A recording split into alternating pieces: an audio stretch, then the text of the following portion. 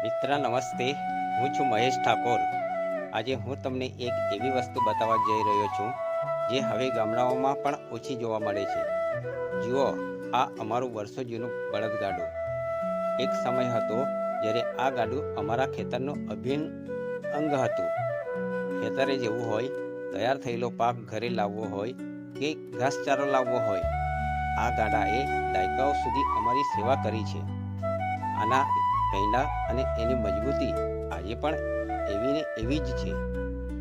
આજે ભલે ટ્રેક્ટર અને બીજા સાધનો આવી ગયા હોય, પણ જે આત્મીયતા અને શાંતિ આ બળદગાડામાં હતી એ બીજે ક્યાંય નથી. આ ગાડું જોતા જ પિતાજી અને દાદાજીના સમયની યાદો તાજી થઈ જાય છે. કેવી રીતે અમે સાથે મળીને ખેતરે જતા હતા.